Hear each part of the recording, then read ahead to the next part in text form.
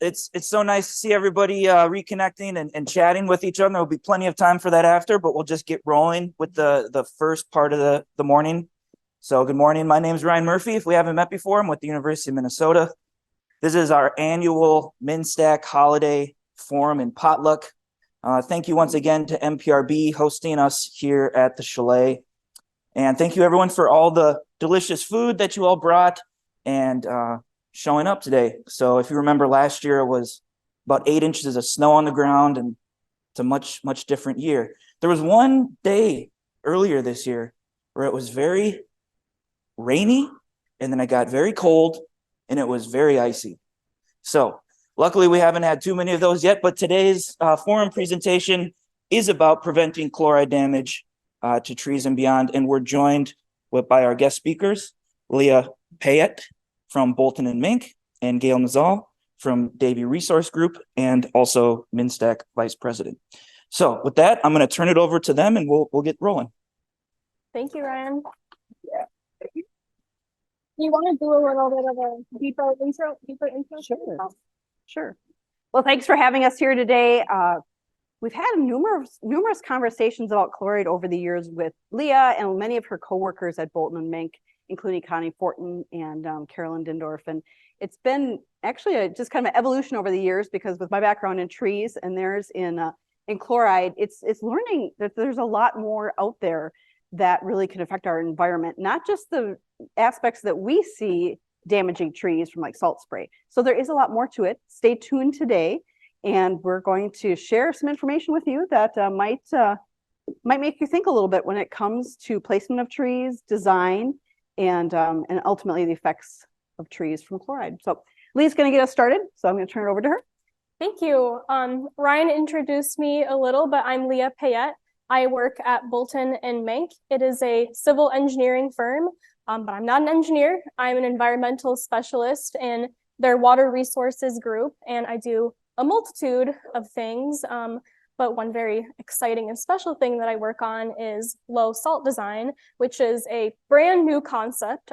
We believe that we are kind of the first in the world to start implementing this.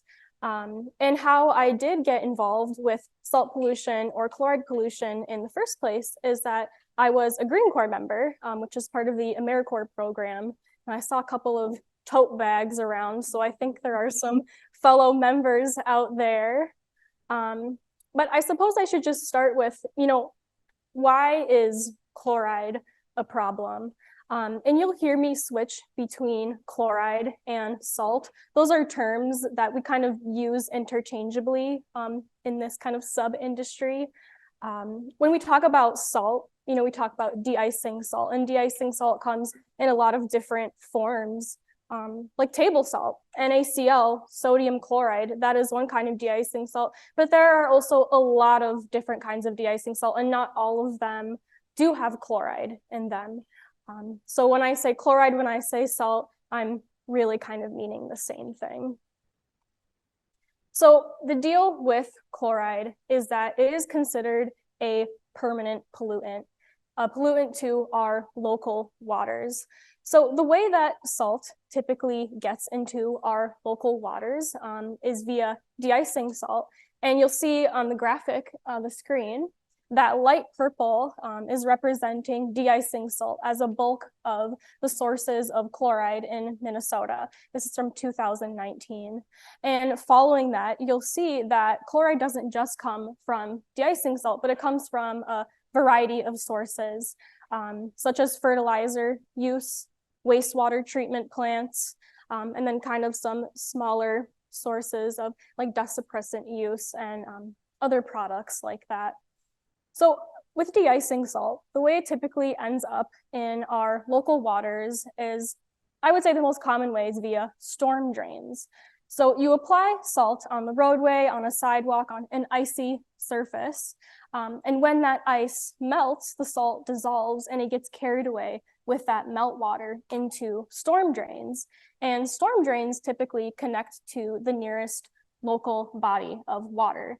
And storm drains have, no type of filtration system for chloride. We call chloride a permanent pollutant because once it gets in the water, there really is no way to get it out of the water. I kind of like to compare it to, if you have a glass of water and you dump a bunch of salt into it, it dissolves. Now try to take that salt out. But imagine that on an extremely large scale of lakes and wetlands and groundwater. I will note that reverse osmosis is something that can be used to take salt out of water, but it's extremely energy intensive, it's expensive, and it's never really been done with very large quantities of water. So we don't really consider that a solution.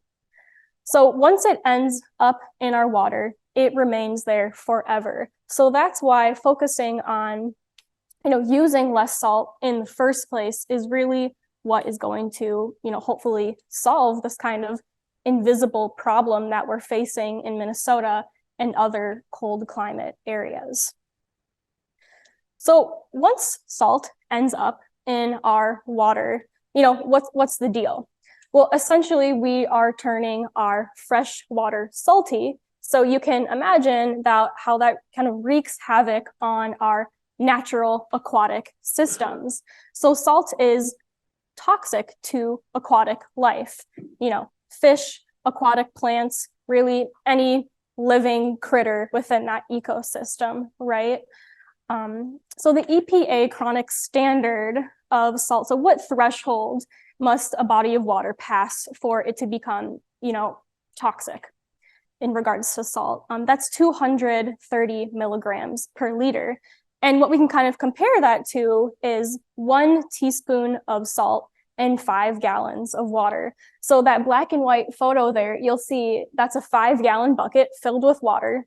And that little spoon on the right is 1 teaspoon. So just that much salt permanently pollutes 5 gallons of water to the threshold where it becomes toxic to aquatic life. Now think about in the winter, maybe not this winter, but I've still seen salt this winter. Think about how much you see on the ground. That equates to a lot of gallons of water, right?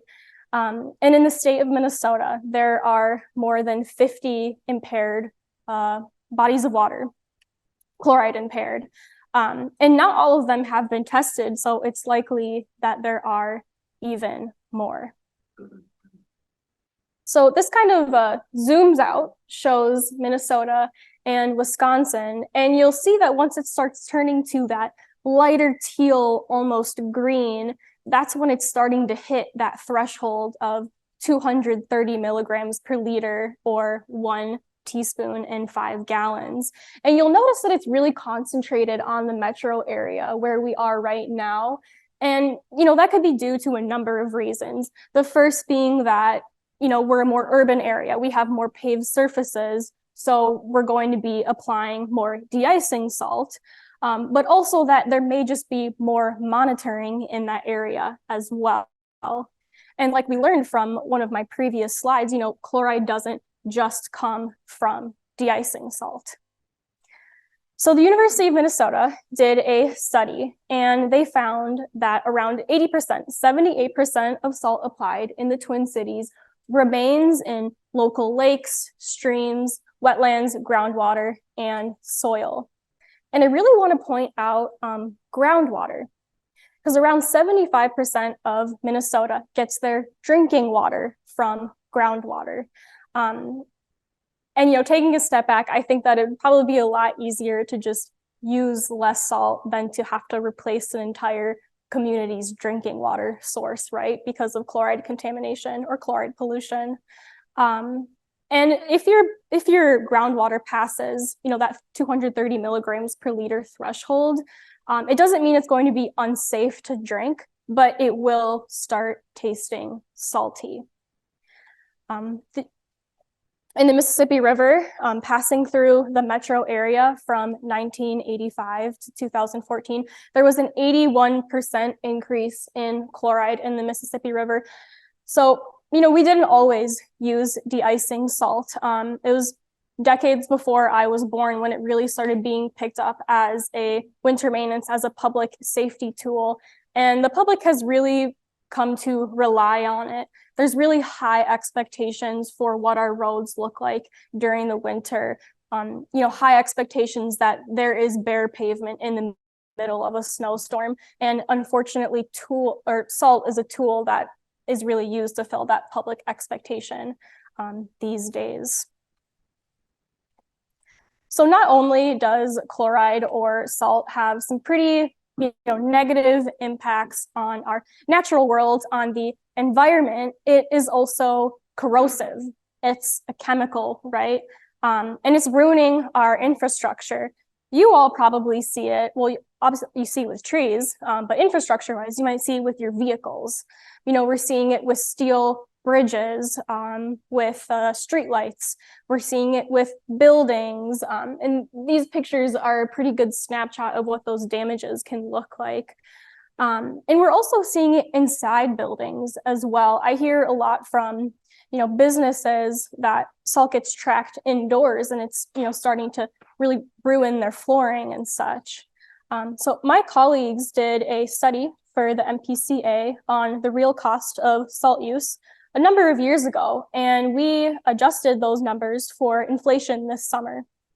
And so it kind of looks at when you're using salt, it's not just the product that you're buying. It's not just that cost.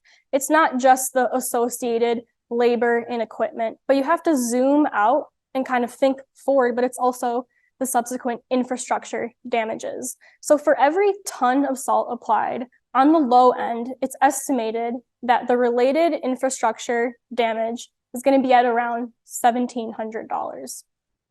On the high end, it goes up to $17,000. So the real cost of salt, it's our natural environment, but it's also our built environment as well. So as I stand here and I say all of the super negative stuff about salt, I want to emphasize that it's not just one group's problem. It's not just the winter maintenance problem. It's not just the environmentalist problem. It really, takes intersectional fields of work to mitigate this, invisible but increasingly pressing issue. And salt is a tool for public safety. So when we talk about using less salt with any of the strategies that we use, whether it be with actual application, with plow drivers, or whether it be when we're working with our engineers on low salt design, which I'll touch on in a second. But we're never asking for a decrease in safety. There is a way to use less salt while still having public safety be at the top priority. So before I pass on to Gail, I suppose I should probably explain what low salt design is, right? Has anyone here heard of that before by chance? Okay, a few of you. Okay, good. So low salt design, for lack of better terms, I would say is the brainchild of my colleague, Connie Fortin. So before I was even born, Connie Fortin was training winter maintenance professionals on using less salt, essentially. So training plow drivers and the people who are really out there managing the winterscape. And over again, she heard that it was like the infrastructure that was really hard to deal with. Like this parking lot, no matter how well we plow it, there's always ice that's forming. So we always have to apply salt. So when her consulting firm, Fortin Consulting, was acquired by a civil engineering firm, Bolton and Menk, the idea of low salt design was born. Why don't we go to the root of some of these, ice conditions, of these problems, and go to the design point of sites? So how can we make a parking lot, that creates less ice in the first place? How can we arrange the drainage in roads so that there's not constantly, meltwater flowing across from it and creating a sheet of ice? So we train engineers to look at snow and ice because engineering looks at water. It doesn't necessarily look specifically at snow and ice. And I know because last winter I fell on my butt every other day that ice is pretty different than water. Ice and snow, they move differently, they travel differently. So it's just a way of stepping back and kind of looking at a site in a different way with the overall goal of using less salt. So that's a little snapshot of low salt design. Now we're going to reel it back in and we're going to talk about trees, and I'll hand it off to Gail. Thank you. So as urban foresters, all of us managers, one of the things that kind of begs heart of the question is some of the design that we've been doing, some of the plantings. Obviously, we're all really interested in tree planting, love trees, but could trees be part of this issue? So that's what we're going to explore a little bit today. This is just a very typical sidewalk scape, right? In the summertime, looks fantastic. It's probably 70 degrees, right? Looks good, nice shade. Those are all benefits that trees provide. So thinking of it from a shading perspective, whether it's in Minnesota, whether it's in California, we really want that shade. And that's very important part of energy savings. It also cools our pavement that you can see there. But in the wintertime, flip it around. What happens? Those leaves are going to be gone, right? So probably less shading. However, there's still going to be some shadow cast from that canopy. So thinking a little bit about not just getting the tree in the ground and those eco benefits that those trees are providing in the summer, but thinking of it from an entire year-round perspective. So here's typically, this is obviously not the same streetscape, but what that impact is. So the shade from the summer, shade in the wintertime definitely makes a big difference. So still a little bit of shade, but not too bad. So where we plant trees and place them and the species that we select is really important to be thinking about. And I know that it's in the back of everybody's mind, I have a certain percentage of maples or not at all, or we want to have a certain percentage of Kentucky coffee trees, or maybe fewer spruce, but maybe some pines, but not just thinking about species selection, but thinking about location as well. Here's kind of a typical suburban driveway that I think about, and that those conifers look great for right now. They look pretty healthy, which is terrific. They're shading the pavement, so the kids that are probably playing basketball in that driveway, probably it's fantastic. However, when it comes to the winter time, I could probably guarantee it that for those cars that are pulling out of that driveway, they're putting down a fair amount of salt. Would they need to if they had a deciduous tree along that roadway? Not only when it comes to perhaps city streetscapes, driveways, but it also can certainly impact highways and county roads as well. So the design is going to impact all different levels of the landscape. So this particular photo of County Road, as you can see, has some beautiful, I would love to drive down this road. I love those mature pines. It just has a really nice aesthetic as you're driving down, but also think about what's going to happen. Those trees are going to be, we're going to need to put down more salt. It's going to impact trees in another way that we'll get to, but are we going to go and cut these all down? No. That would be a pretty tough sell. And I think a lot of people will be pretty upset to go and do that. But what can we do moving forward? So we're certainly not going to go backwards and take these down, but it's certainly shading a lot more of the pavement and causing that impact for more salt. So we definitely want to get into situations where we have a planned approach. I always think back of that was like the dream. A forester would be at the table with a landscape designer and engineers being able to have those conversations right up front, rather than those trees being planted or specced in, and then now you have to figure out what to do with it after it's all said and done. So being able to have some opportunities to inform that design. So in here in the situation that you'll see on the screen, we've got some deciduous, we've got situations where we can put in some conifers, but thinking about where those shadows are going to be. There's software, whether it's CAD, whether it's Vectorworks, where you can do shadow studies. So right in your design, you can figure out right away where those shadows would be cast and what impact they would have on that. So vegetation and landscaping, here is a perfect situation that we get into for trying to reduce and eliminate wintertime shadows on salted surfaces. So when we have those conifers, like we just talked about, we're going to have to put down more de-icing salts or brine solutions. Low salt design, consider putting in some deciduous trees that would cast a small shadow. Maybe Kentucky coffee tree, right? Wintertime, it's not a lot of canopy. And then, of course, thinking about the shadows that those are casting on sidewalks, on roadways, those all have impacts.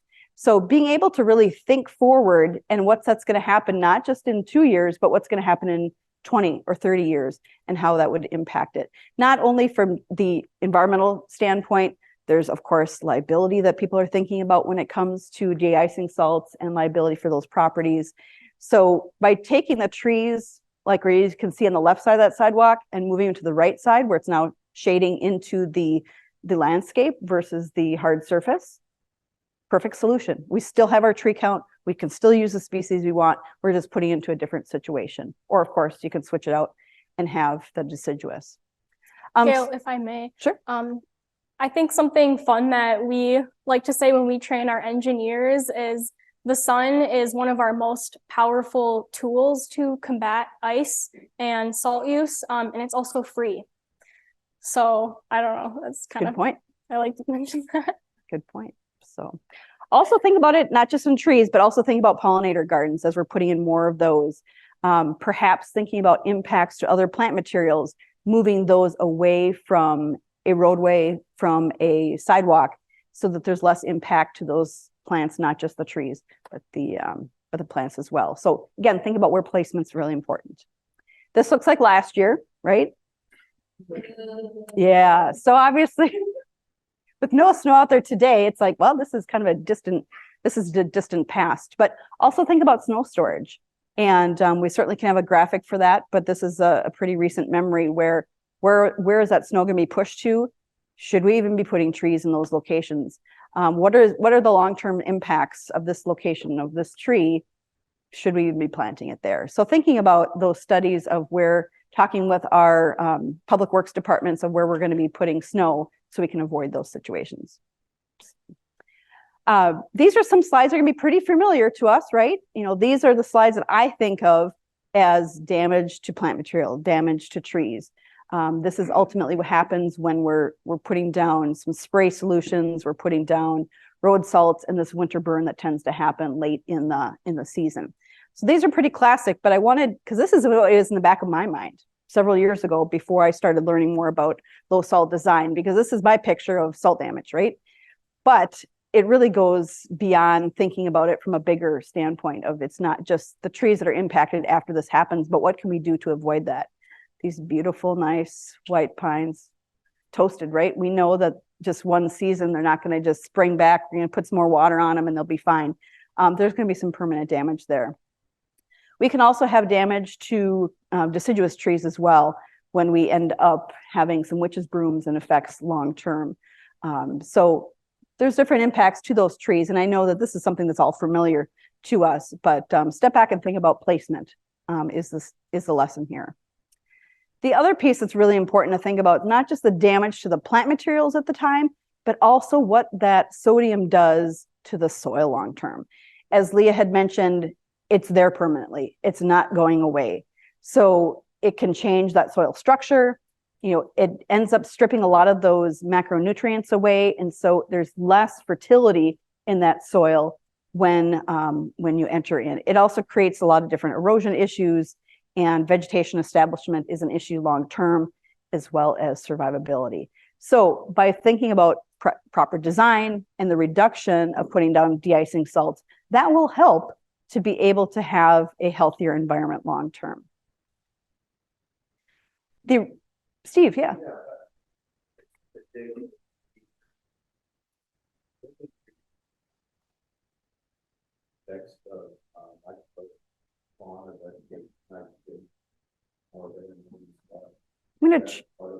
Leah's got probably a little bit better handle on that one, what they're doing over at Bolton and Menk, or connections to that.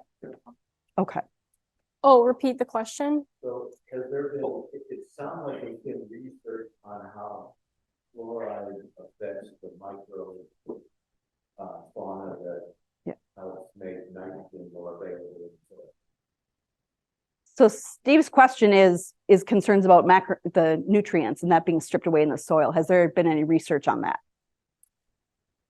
I don't know, but I can certainly find out for you. Like, we know that it affects the availability, but it is because of it has a negative effect on microfauna. It's a developing field as far as the impacts long term as far as on macronutrients. So opportunities for people to go back and get PhDs if they want. But yeah, it's still it's relatively a new field on what those impacts are. So it's a good question, Steve. Okay, I've realized that we were repeating it into the microphone for our online attendees. So thinking about the reduction is going to help. We want to think about diversity. We want to think about health. and abundance long-term. So visible damage, yes, that's a concern, but we want to make sure that those long-term impacts, we don't want to have sterilized soils. We don't want to have more erosion issues than certainly we're already having in some cases. And certainly we don't want to have impacts to pollinators because of this. These are all these invisible things like Léa was mentioning that are happening that we don't even realize is happening. I'm going to turn this back over to Léa, but I wanted to make just a quick plug for a chloride accumulation study that's been going on for 3 years in Minneapolis with the Minneapolis Park Board, the Downtown Improvement District, Davey, as well as the Mississippi Watershed Organization. And we've been working with some sensors that are placed underground in some irrigation control boxes. And these sensors, we have a dashboard, 18 of these are in downtown Minneapolis. And the original reason these were put in the ground was to figure out how often should we be watering trees. But really what came of that is these sensors have been able to monitor not only the moisture in the ground, but also the salinity, as well as, of course, we'll measure sunlight. But we buried them underneath the ground so that people wouldn't steal them.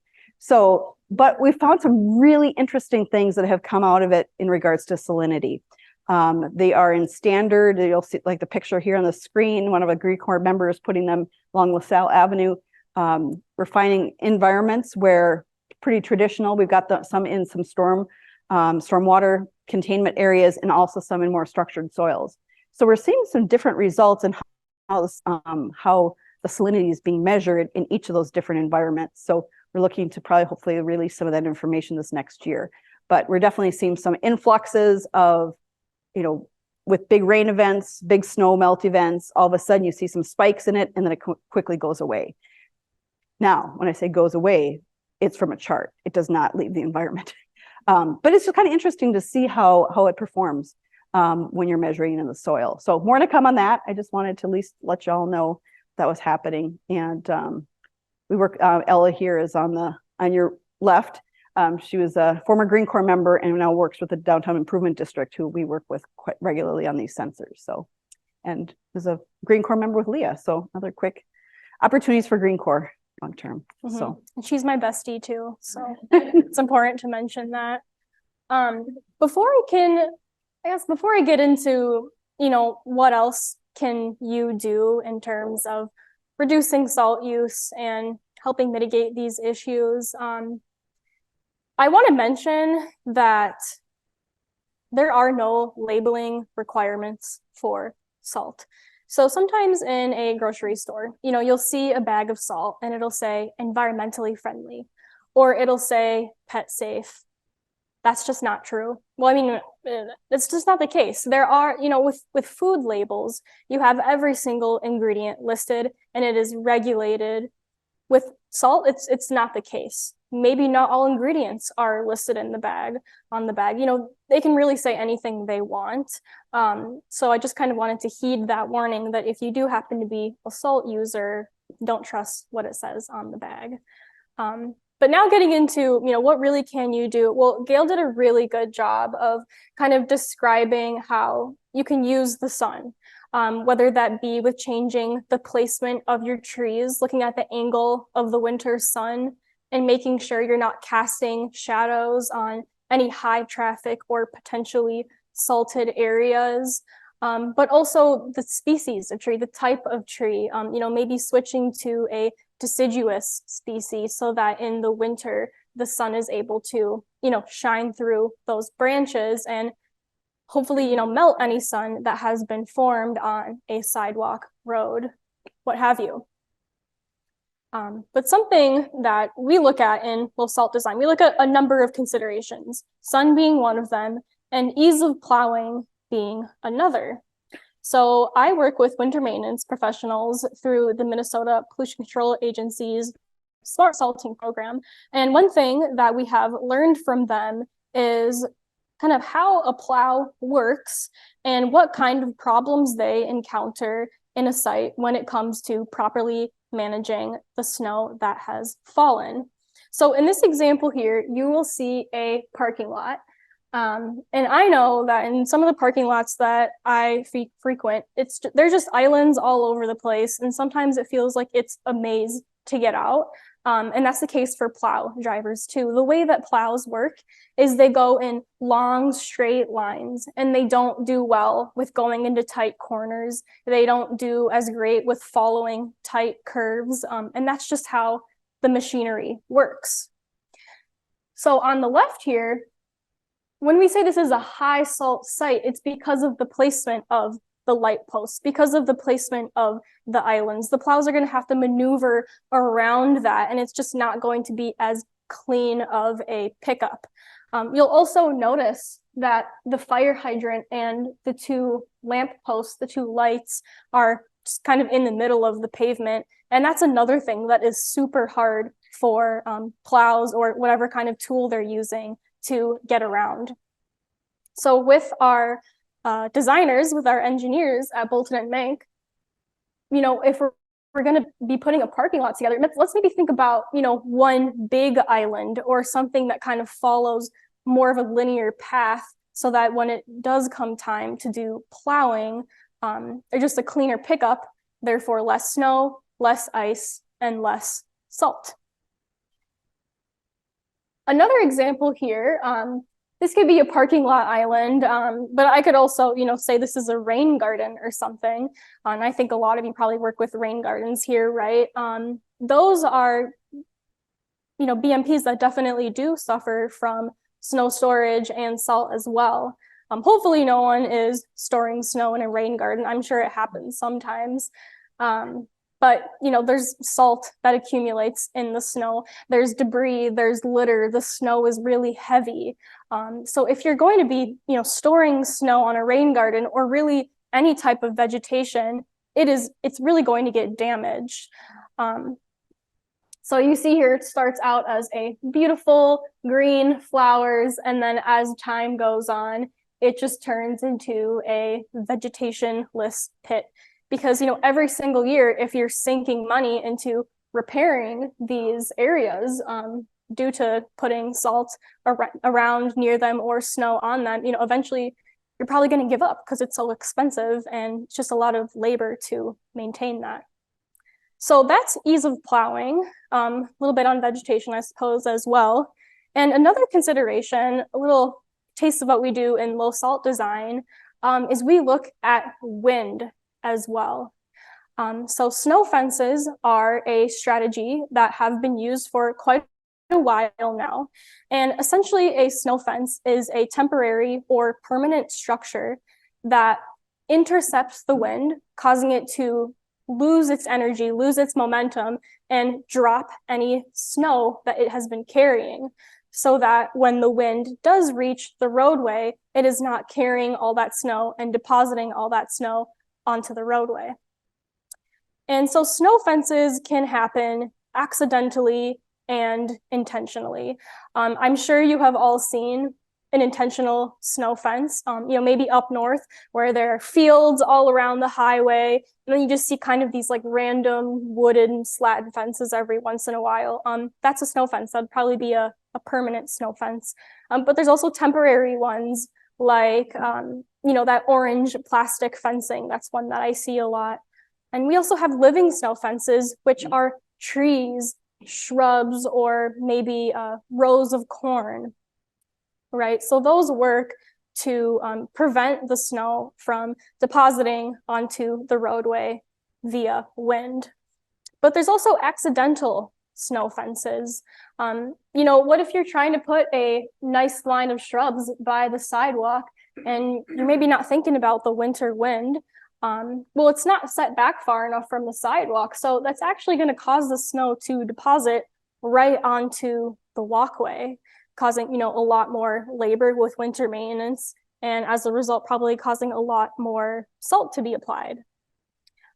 So we call this kind of outsmarting the wind, and we ask those who are involved in design or implementation of these snow fence, of these structures, to consider the surrounding landscape and consider those effects to the snowdrop.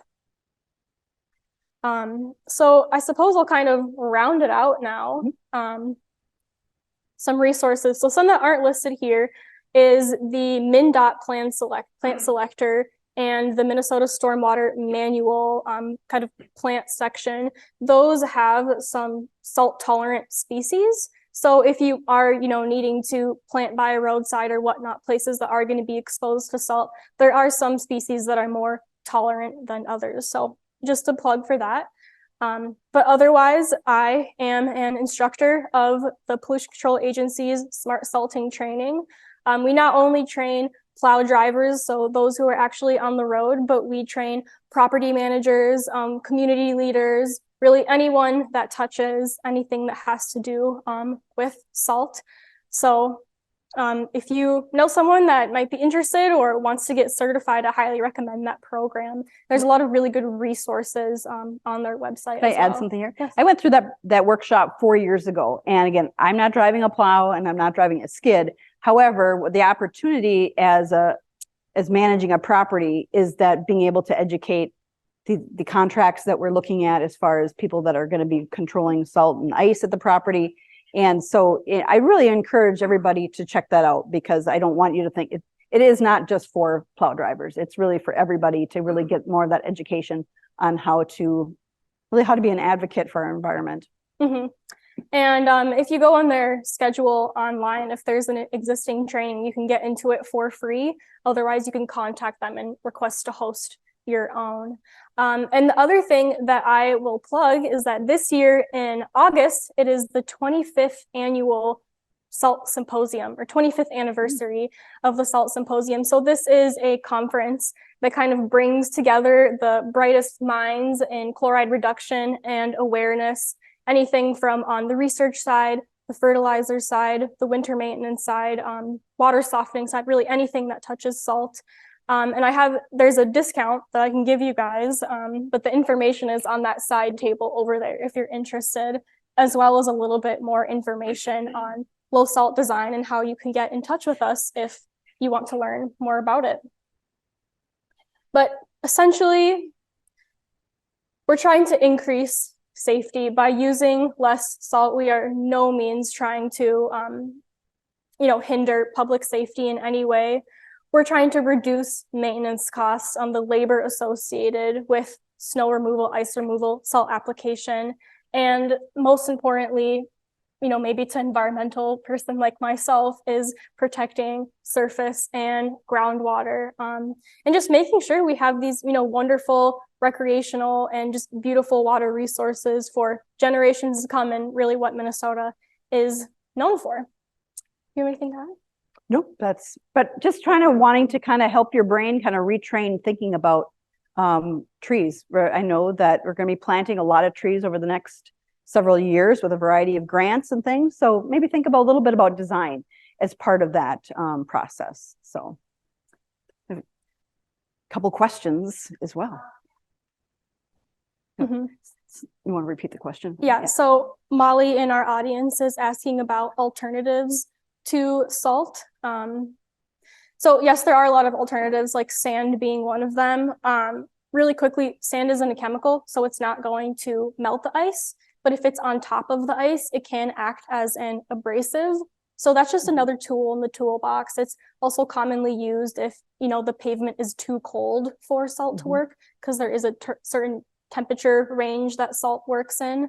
There are also different kind of organic additives that can be added to salt that kind of overall makes it use less salt in the first place. I think a really common one that you may know about is like beet juice, but that's an additive. It's not used alone. And still containing chloride, the industry is really moving towards brines or liquid salt. So, that's salt in like a liquid form. So if you ever see kind of a lines on the road before a storm, it's still salt, but it's using less of it, and it's a lot more efficient of a strategy. So I hope that answers your question. Yeah, absolutely. I mean, there are a lot of different, alternatives that we provide, like specifically in the smart salting training when it comes to whether it be a smaller site like a parking lot, or, if you're salting an entire highway. But kind of the golden answer, which I don't really like to give, but it depends. It depends on the weather. It depends on the site. the tools in your toolbox are just entirely dependent on that particular situation. And Molly, volunteers and neighborhood groups are encouraged to come to that training because then they can be advocates in the neighborhoods. So definitely when I've attended trainings, there's quite a few. So through your networks of volunteers, certainly that's a good training to attend. I think Steve had a question as well. The comment. So Steve's comment in the audience is in regards to trees that might be stressed due to de-icing salts, having that brown appearance we saw in earlier slides. There are salts in fertilizers and have been for forever since they've been developed. So just fertilizing the trees is not going to, yes, it may help the tree. However, it's not also solving the chloride problem as well. So in that case, I oftentimes would say, water your trees. So that would definitely be a recommendation. Are there any questions online? Oh, we've got more here. So go ahead.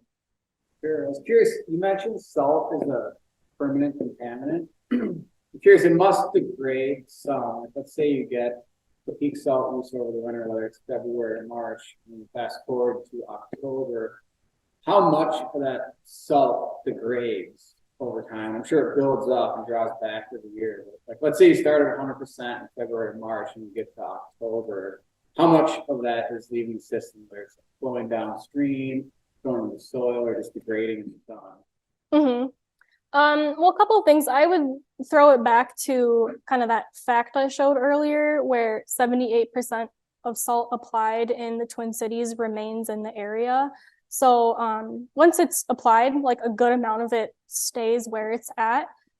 In terms of it degrading, I wouldn't really use the term degrading when it comes to chloride, because we do consider it to be permanent. But if it does leave the system, you can kind of think of it as like getting flushed out.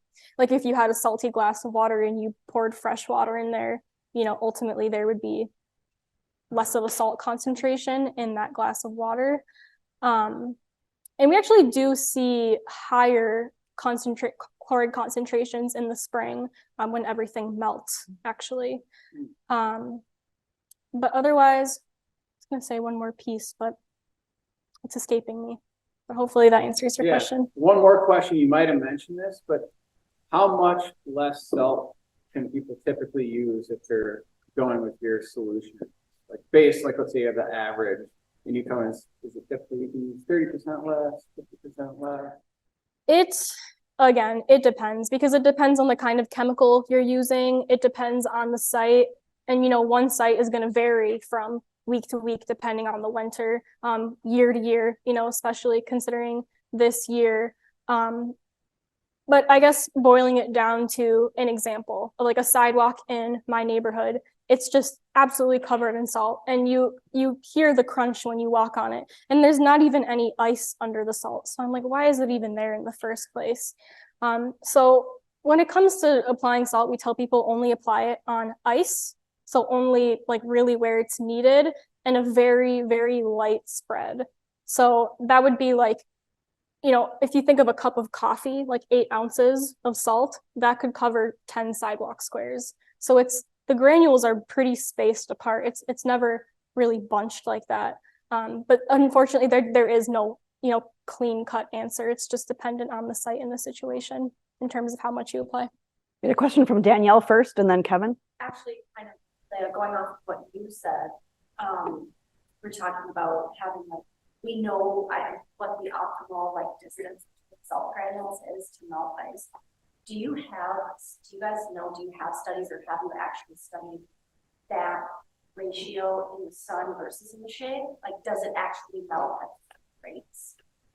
Because I'm sure that plow drivers and property managers and whatever are not adjusting their amounts of things. Oh, we got a shady area, we're probably not doing that. It just takes too much time to cover. But I'm just curious, do you have actual scientific statistical analysis of that? That's a really good question, and no, we don't have that yet. What was her? Can you repeat? The question was, when salt is applied in a sunny area versus a shaded area, are there differences in performance, and has there been any kind of statistical analysis on that? And the answer is not yet. Kevin. I wanted to thank you for your service in AmeriCorps, and I also want to recognize that we have a fair number of AmeriCorps members in the room here. I'm guessing right here on the first row. I think great.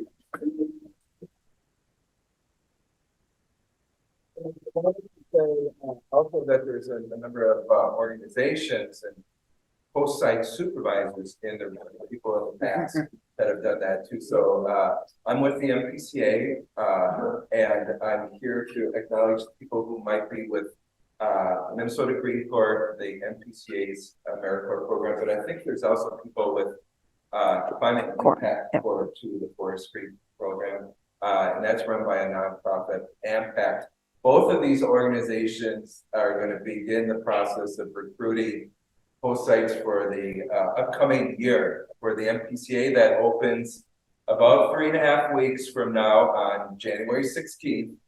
And organizations will have about 2 months to put applications in. So if you could repeat that for the camera, we're encouraging people to apply to the MPCA for Green Corps, but also apply for Climate Impact Corps too. These are 2 sister AmeriCorps programs in the state. They both have robust community forestry components. All of this salt stuff would be wonderful, great projects. So in addition to a community forestry, or a community forestry and a smart salting program for an AmeriCorps member, these are great opportunities. Your opportunity to apply is coming up right around the corner, about 3.5 weeks from now.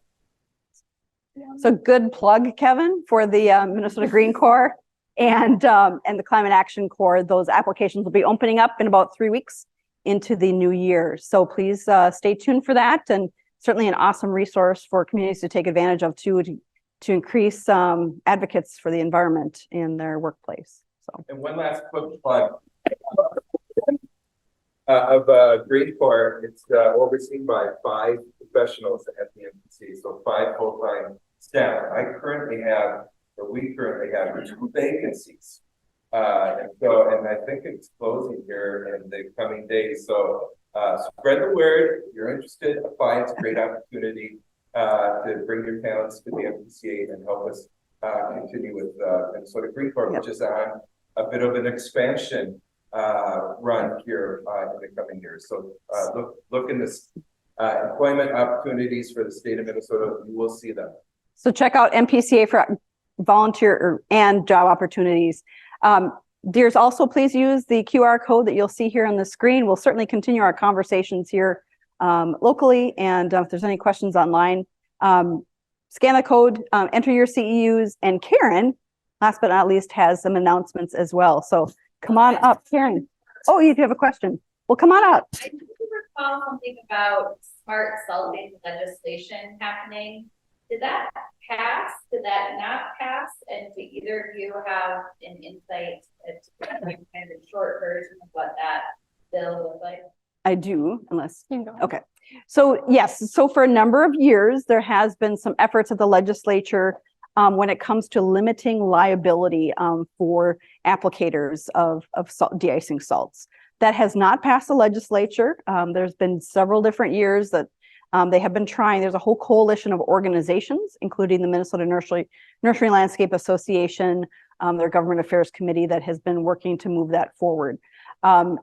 In a nutshell, it has been slowed down basically by an association of attorneys that are slowing that down. So it's still alive, it's still being discussed, but it's in process. So there's a group of attorneys. Yeah. Yep. So it's still being worked on, but it's a process. So, but yeah, that's a good question about that liability legislation. So, but I will share my mic if you want to come up, Karen. I think we might have a couple more questions. Okay.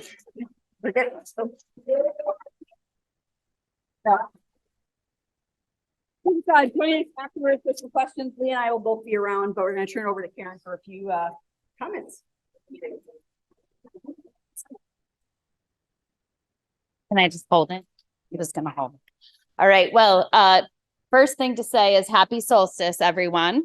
The light will be coming back tomorrow. So I'm very grateful for that anyway, even though it's a sunny day today.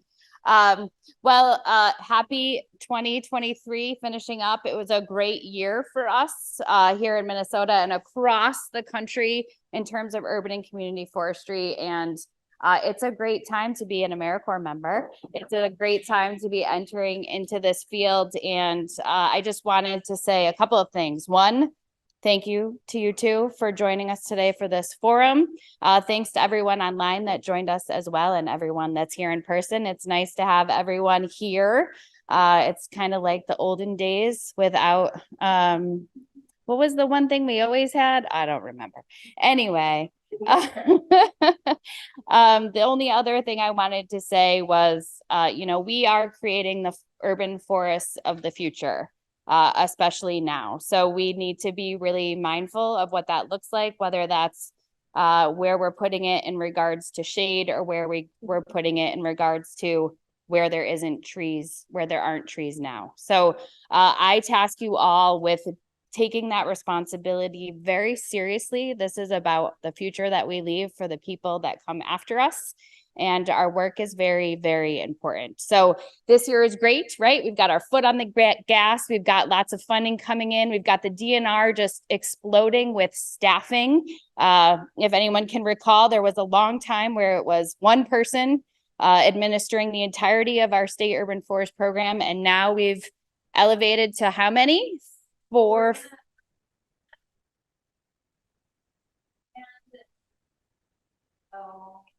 As long as we're plugging for positions at different state agencies, in addition, over at the DNR.